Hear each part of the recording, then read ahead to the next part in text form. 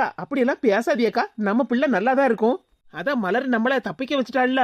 வருத்தப்படாதியதே, இந்த பியாதில போவா ஏமாத்திட்டு போனதுல நீ எவ்வளவு சங்கடப்பட்டிருப்பாமக்கா. ஏதே வருத்தப்பட்டுட்டே இருந்தோம்னா காலம் பூரா வருத்தப்பட்டுட்டே தான் இருக்கணும். அவனை பாருங்க என்ன ஏமாத்திட்டு கடைசில உங்க வீட்டுக்கு வந்திருக்கான். ஏமா கல்யாணம் வேண்டாம் வேண்டாம்னு நான் சொன்னேன், நீ கேட்டியா? இப்ப பாத்தியா என்ன நடந்திருக்குன்னு? மலரக்கானால நம்ம தப்பிச்சோம். இவங்க மரகதத்தை தானே? ஆமா, சின்ன பொண்ணக்காலாம் நிக்காங்க. என்ன ஏதாவது பிரச்சனையா? சரி போய் பாப்போம். ஏக்கா 2 நாளைக்கு முன்னாடியே மாப்பிள்ளை வீட்டுக்காரங்க பட்டு எடுக்கிறதுக்கு திருநெல்வேலி வரைக்கும் போயிருக்காங்கன்னு சொன்னாவல்ல. அப்பமே எனக்கு கொஞ்சம் சந்தேகமா தாங்க இருந்துச்சு. அதனாலதான் உங்ககிட்ட சொன்னேன் மாப்பிள்ளை வீட்டுல போய் பாத்துட்டு வருவோம்னு. அத மாப்பிள்ளை வீட்டுக்காரங்க லட்சணம் இப்ப தெரிஞ்சு போச்சே. இப்ப தெரிஞ்சதுனால சரி, இல்லன்னு வச்சுக்கிடுங்கக்கா, என்னென்னலாமோ நடந்திருக்குமே. ஆமா சின்ன பொண்ணு, அப்படி எல்லாம் நடந்திருந்தா எனக்கு எவ்வளவு மனசு சங்கடமா இருந்திருக்கும் தெரியுமா? என்னடி சொல்றியா? மாப்பிள்ளை வீட்டுக்காரங்க பட்டு எடுக்க போயிருந்தாங்களா? ஆமா மலரு, பொண்ணு பார்க்க நம்ம வீட்டுக்கு வந்தாங்க. அதே மாதிரி மாப்பிள்ளை வீட்டுல நம்ம போய் பார்த்து என்ன ஏதுன்னு விசாரிக்காண்டாமா. சரி போயிட்டு வருவோமேன்னு சொல்லிக்கிட்டு மாப்பிள்ளை வீட்டுக்காரங்களுக்கு போன் பண்ணா அந்த கல்யாண தரகர் போன் எடுத்தாரு பத்துக்க. என்னடி சொல்றியா? மாப்பிள்ளை வீட்டுக்காரங்களுக்கு போன் பண்ணா கல்யாண தரகர் போன் எடுத்தாரா? ஆமா மலரு, அந்த நம்பர் தானே கொடுத்துட்டு போனாவோ. அந்தால போன் பண்ண உடனே அவர் சொல்லுதாரு, அது மாப்பிள்ளைக்கு அம்மாவும் அப்பாவும் பட்டு எடுக்கிறதுக்காக திருநெல்வேலி வரைக்கும் போயிருக்காவோ. அதனால நீங்க 2-3 நாள் கழிஞ்சு இங்க மாப்பிள்ளை வீட்டுக்கு வாங்கன்னு சொன்னாரு பத்துக்க. நானும் அப்படிதான் நினைச்சேன். அதுக்கப்புறம் நினைச்சோம் ஒருவேளை சும்மா அவங்க வீட்டுக்குன்னு பட்டு எடுக்க போறாங்க போலுக்கு, அப்படின்லாம் நினைச்சுக்கிட்டு நாங்க இருந்துகிட்டோம். அதான் நீயே சொன்னில்ல, மாப்பிள்ளைக்கு அம்மா அப்பான்னு 2 பேர் வந்தாவுல்ல, அவங்க அம்மா அப்பாவே இல்லன்னு.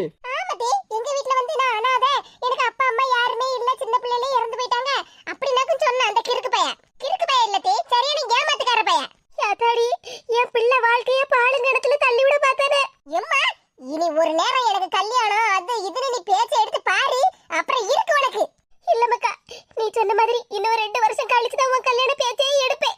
அப்படியே பேச்ச எடுத்தாலும் மாப்பிள்ளை வீட்டுக்காரங்களை பத்தி நல்ல தீர விசாரிச்சுதான் நம்ம வீட்டுக்கே வர சொல்லுவேன். மாப்பிள்ளைக்கு அம்மா அப்பாவும் நல்ல பேசுதாவள, தங்கமான குணமா இருக்காவள. சரி மாப்பிள்ளையும் வெளிநாட்டுல கை நிறைய சம்பளம் வாங்குதானே, நம்ம பிள்ளையும் போற இடத்துல நல்ல சந்தோஷமா நிம்மதியா இருப்பான்னு நினைச்சுக்கிட்டுலாம் நானும் சம்மதிச்சுட்டேன். அதான் சின்ன பொண்ணத்தை வாங்கிட்டு சொல்லிருக்காவல்லம்மா மாப்பிள்ளை வீட்டுல போய் விசாரிப்போம்னு.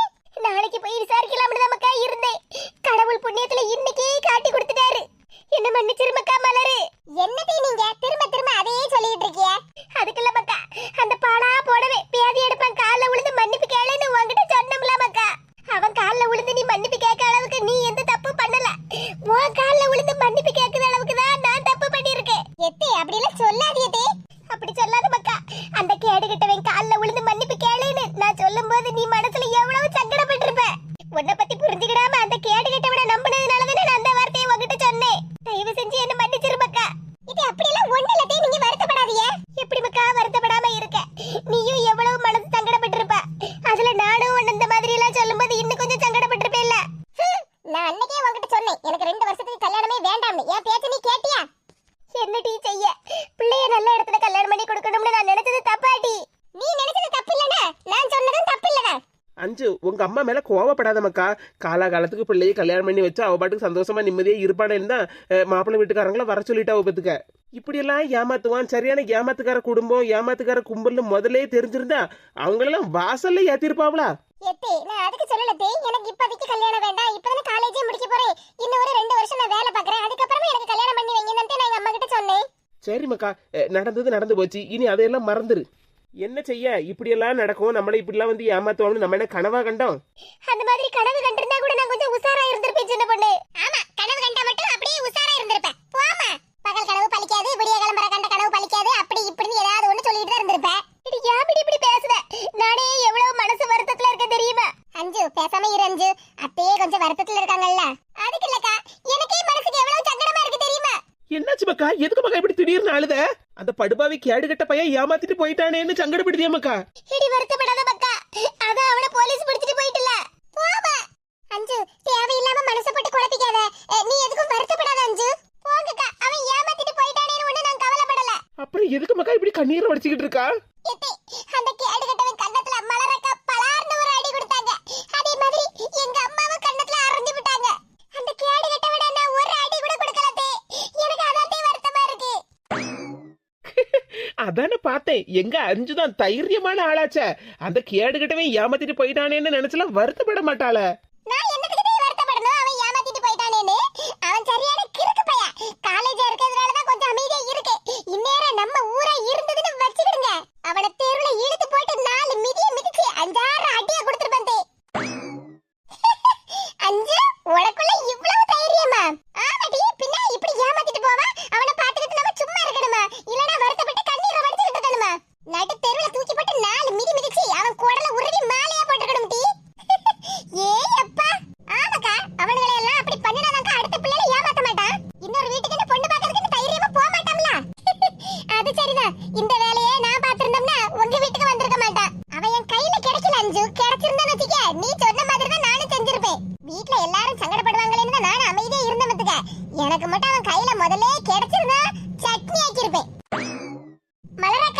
என்னமா ஏக்கா சாரிக்கா, என்னையும் மன்னிச்சிருங்க. என்னடே ஆளாளுக்கு என்கிட்ட சாரி மன்னிப்புன்னு கேட்டுக்கிட்டு இருக்கியே, நான் என்ன அவ்வளவு பெரிய ஆளா?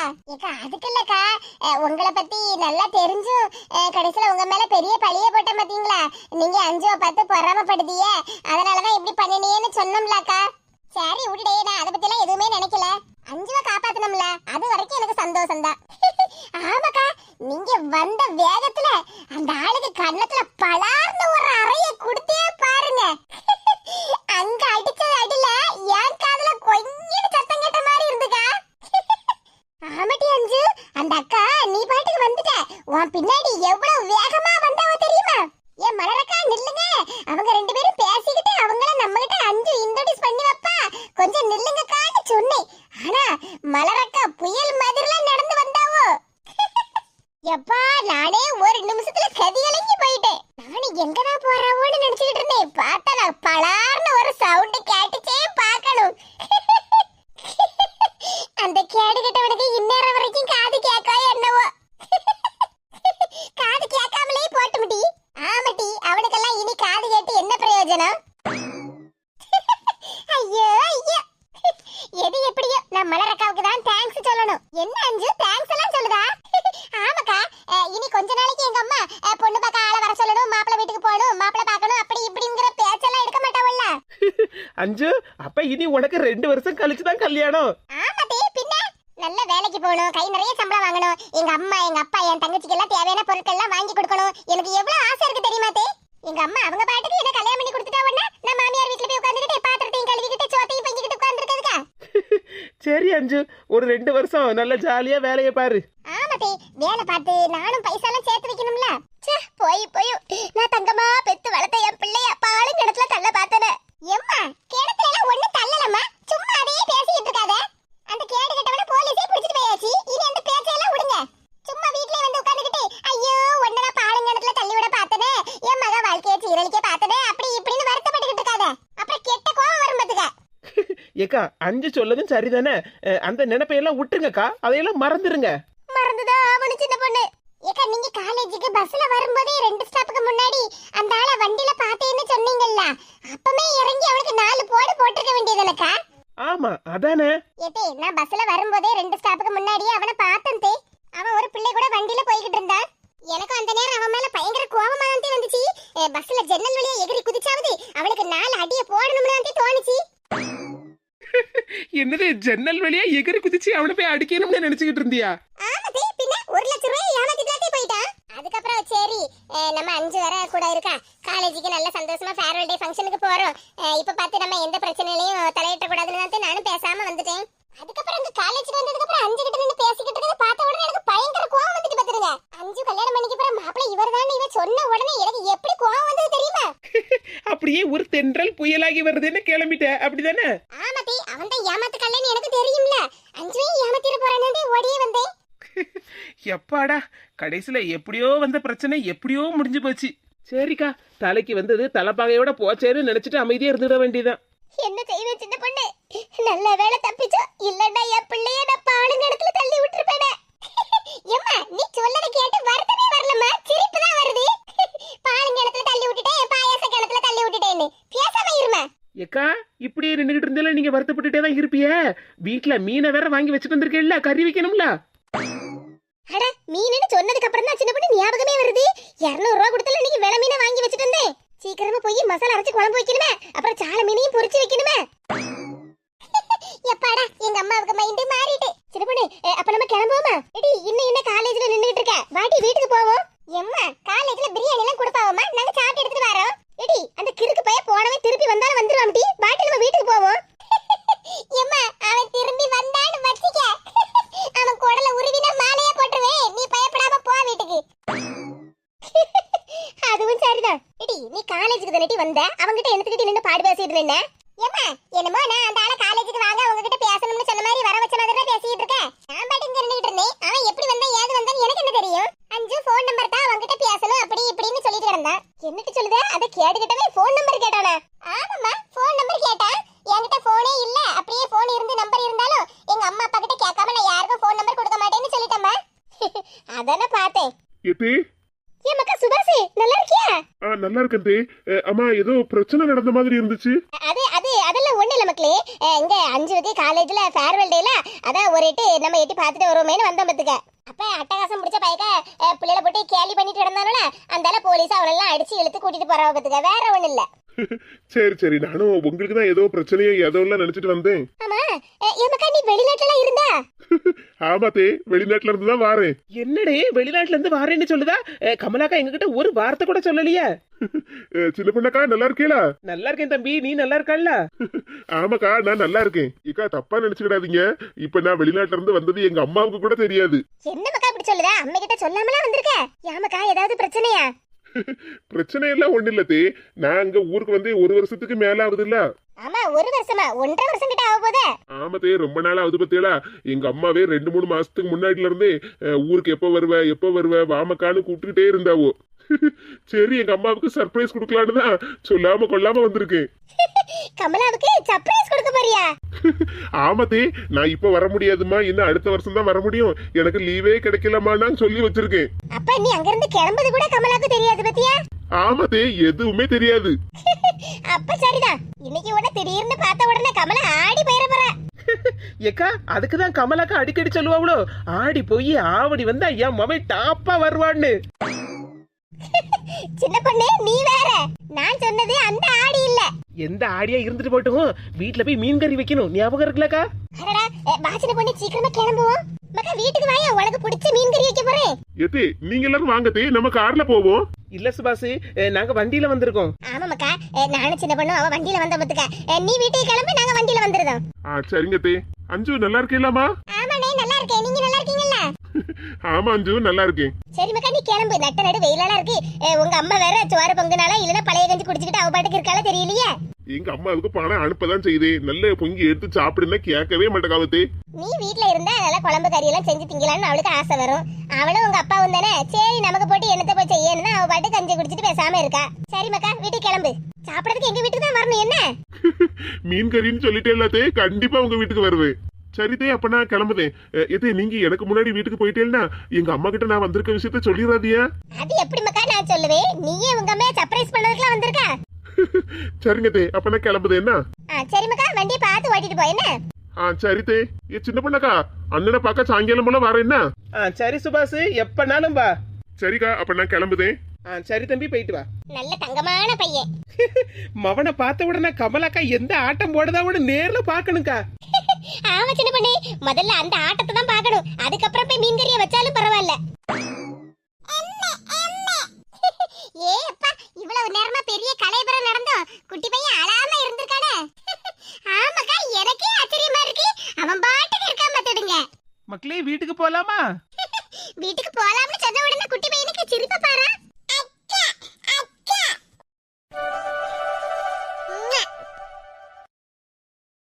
இப்படியே இருட்டி, யாரு வந்து உன்னை கூப்பிட வாராவன்னு பாக்க. உன் மாமியாரி வரட்டும், உன் மாப்பிள்ளை வரட்டும். ஆகா, ஒரு தென்றல் புயலாகி வர்றதேன்னு பாட்டு பாடிக்கிட்டே வந்தேன். கடைசியில 3 பேருமா சேர்ந்து எனக்கு புயலாகிட்டாவல. சொர்ணக்கிழவி, என்னை ஏத்தி விட்டு வேடிக்கை பார்த்துக்காவல. இரு கிழவி, ஒரு நாள் உனக்கு இருக்கு. சோத்துல விஷத்தை வச்சு போடுதே. எங்களை யாருன்னு நினைச்சா? அவ்வா அவ்வா அவ்வா அவ்வா அவ்வா. ஐயோ, கிழவி கையையும் காலையும் சேத்துல கட்டி வச்சிருக்கு. கையையும் அசைக்க முடியல, காலையும் நவுத்த முடியலையே. ஏடி, என்னடி அங்க சத்தம்? ஏ கிழவி, என்னடி சொல்லுதே? கிழவியா? இல்ல இல்ல, பார்வதி பாட்டி, பாரு பாட்டி. பாரு மாறிக்கிட்டு வாயை மூடிட்டு பேசாம நில்லு பத்துக்க. ஏ பார்வதி பாட்டியா, நீங்க மட்டும் என்னத்துக்கு இங்க இருக்கியா? பரிமளா பாட்டி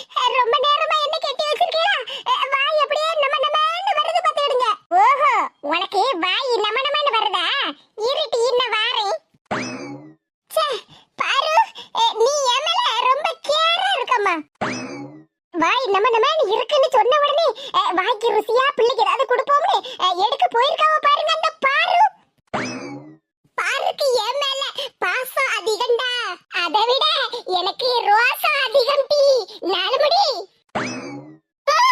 பாரு பாட்டியோ, என்ன இது கோலம்? என்ன கோலமா? என்ன டீ சொன்ன என் பேத்திய பார்த்து? உங்க பேத்தி அன்பானவ, அழகானவ, ரொம்ப அடக்க ஒடுக்கமானவன்னு சொன்னேன். சொன்ன டீ, நீ என்னது டீ சொன்ன? என் பேத்தி எவன் கூடயே ஓடி போக பார்த்தாளா? பாரு பாரு, என்ன காரியம் பண்ணுத? எல்லாம் நல்ல காரியம் தான் பண்ணிக்கிட்டு இருக்கேன். நீ ரொம்ப யோக்கியமாட்டி என் பேத்திய பத்தி நீ பராதி சொல்லுதா? எவன் கூடயே ஓடி போக பார்த்தா அவளை அங்க இருந்து கூட்டிட்டு இங்க கூட்டிட்டு வந்திருக்கியேன்னு சொல்லுவியா? நீயும் உன் மாப்பிளைய கூட்டிட்டு தான் இங்க ஓடி வந்தா? ஐயா, இப்படி கெட்டி வச்சு வாரியலால அடிக்காவல. இத கேட்கிறதுக்கு யாருமே வர மாட்டாவளா? இந்த அநியாயத்தை தட்டி கேட்கிறதுக்கு யாருமே வர மாட்டாவளா? வரட்டும் டீ, வரட்டும்.